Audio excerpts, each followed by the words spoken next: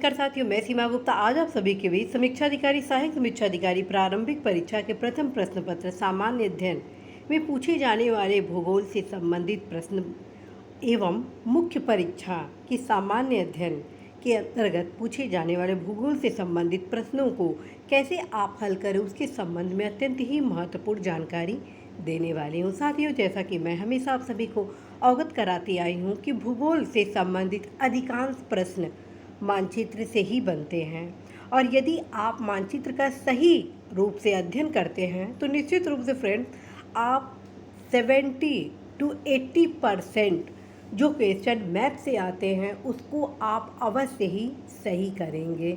तो आइए जानते हैं समीक्षाधिकारी सहायक समीक्षाधिकारी परीक्षा में पूछे जाने वाले भूगोल से संबंधित प्रश्नों को हल करने के लिए मानचित्र का कैसे अध्ययन करते हैं कि आप अधिकतम अंक भूगोल विषय में प्राप्त कर सकते हैं। तो साथियों, मैं ऑलरेडी आप सभी को बता चुकी हूँ कि जब भी आप तैयारी करें हमेशा स्तरीय पुस्तक का ही अध्ययन करें। तत्क्रम में मेरे द्वारा आप सभी को यह बताया गया कि आप सभी सबसे पहले 1 या 2 मानचित्र से संबंधित किताब को रखेंगे, जिसमें TTK या ऑक्सफोर्ड मानचित्र से संबंधित किताब को मेरे द्वारा आप सभी को बताया गया है।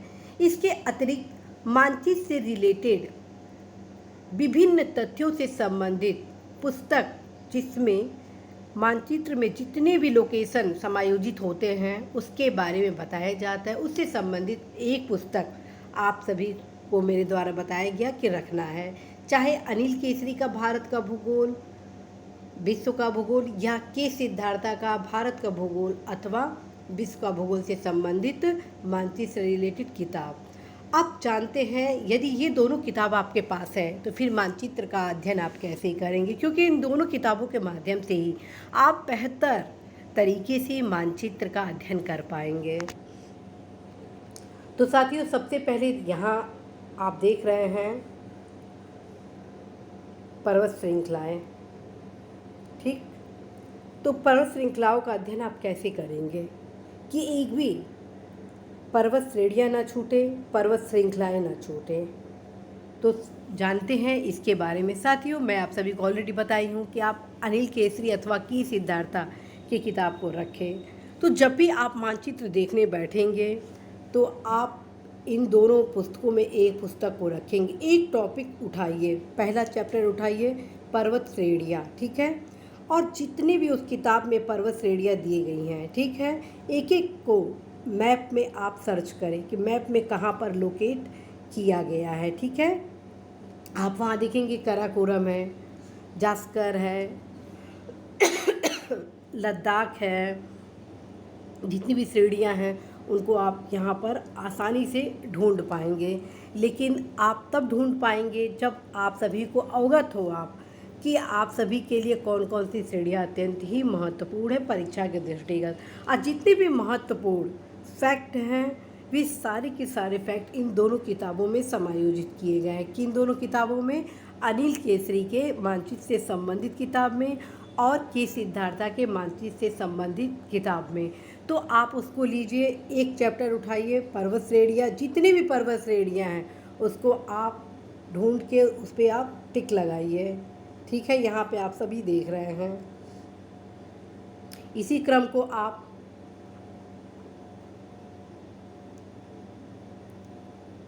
विश्व के मानचित्र के क्रम में भी आप इसको रिपीट करेंगे। यहाँ पर देखिए आप एटलस, क्योंकि वहाँ पर न सिर्फ भारत का दिया जाएगा अर्थात किताब में, बल्कि विश्व का भी रहेगा। तो आप पहले भारत की जितनी श्रेणियाँ हैं उसको आप अंडरलाइन करें, उसके बाद आप विश्व के, ये देखिए एटलस। और जब आप लोकेट करेंगे तो स्वयं ही आप ज्ञात हो जाएगा आप सभी को कि कहाँ पर कौन सी श्रेणियाँ हैं, किस देश में हैं और उसकी क्या खासियत है।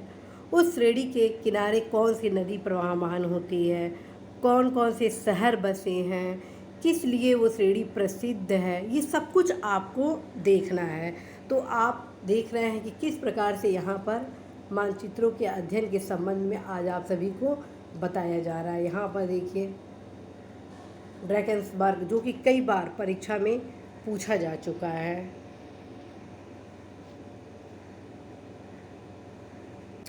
और इसी क्रम को आप जितने भी महत्वपूर्ण टॉपिक है भूगोल के, सभी एक एक टॉपिक को ऐसे ही कवर करेंगे। जैसे मान लीजिए लेक है, रिवर है, आपके अन्य जो टॉपिक है वे सब के सब आप इसी प्रकार से इसे कंप्लीट करेंगे। साथियों, क्वेश्चन आ सकता है कि भारत की जो प्रमुख दर्रों से संबंधित क्वेश्चन है, ठीक है, जैसे खारदुला, काराकोरम, जोजिला, चांगला, इन सभी को आप मैप के अध्ययन के दौरान आप प्राप्त करेंगे। तो आप एक एक टॉपिक को कंप्लीट करें। जैसे पठार हुआ, कौन कौन से पठार कहाँ पर अवस्थित है, जैसे कि दक्कन का पठार है, उसका विस्तार किस किस राज्य में है, सर्वाधिक विस्तार कहाँ पर है, ये सब कुछ आपको देखना है।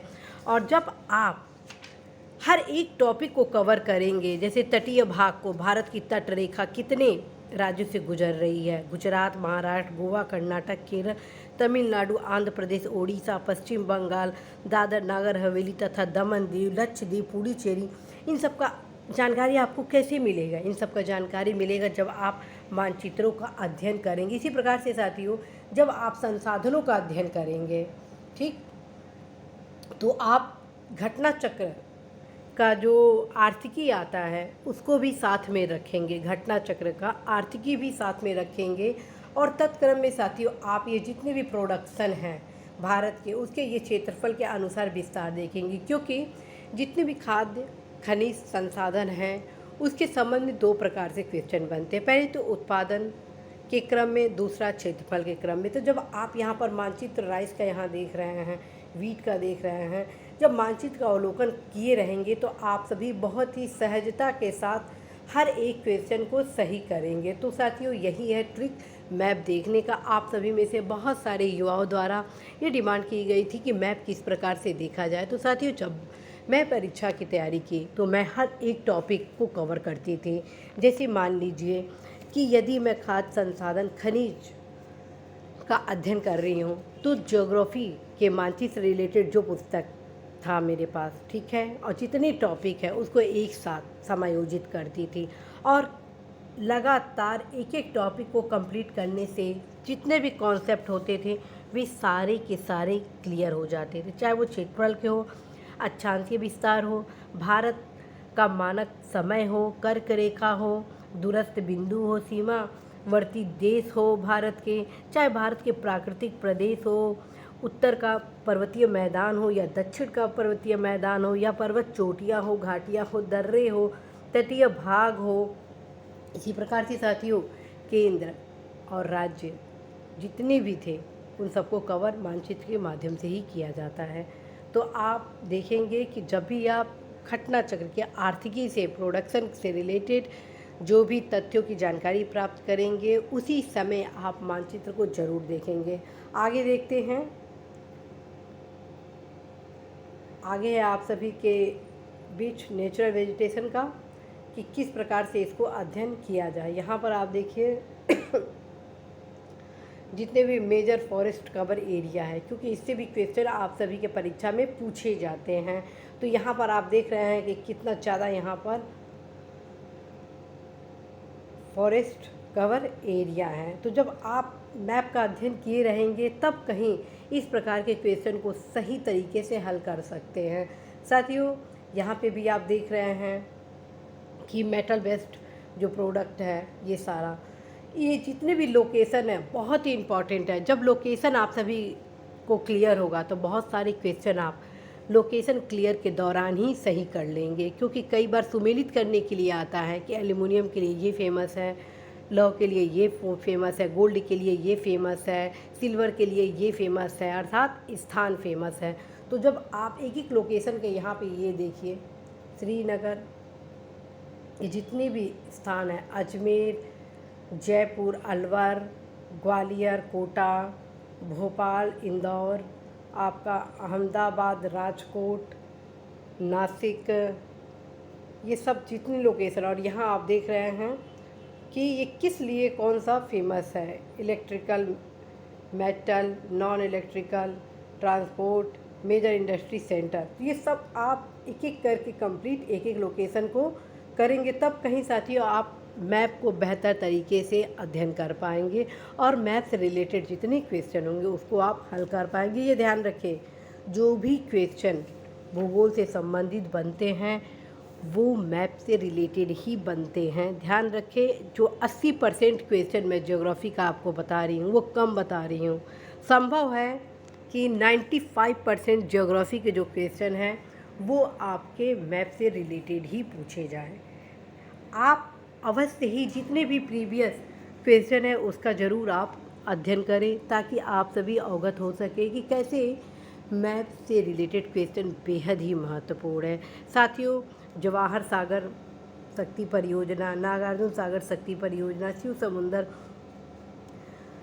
समुद्रम शक्ति परियोजना, गांधी सागर शक्ति समुद्रम परियोजना, ये सब मैप से ही कंप्लीट होंगे जो कि परीक्षा में ऑलरेडी पूछे जा चुके। इसी प्रकार से बहुउद्देशीय परियोजनाएं, रिहंद परियोजना, रानी लक्ष्मीबाई बांध परियोजना, टिहरी बांध परियोजना, रामगंगा परियोजना, ये सारे के सारे जितने क्वेश्चन हैं ये सब के सब साथियों आपसे मैप से रिलेटेड ही पूछे गए हैं।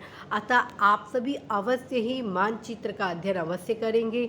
ये जो आप मानचित्र से संबंधित किताब देख रहे हैं ये है TTK से संबंधित विभिन्न प्रकार के पेजेस जिसके माध्यम से आप सभी को बताया जा रहा है कि मैप का कैसे अध्ययन करें। ध्यान रखें, एक एक पेज का अच्छे से अध्ययन करेंगे। मैप को आप 3 प्रकार से अध्ययन करेंगे इस परीक्षा के दृष्टिगत।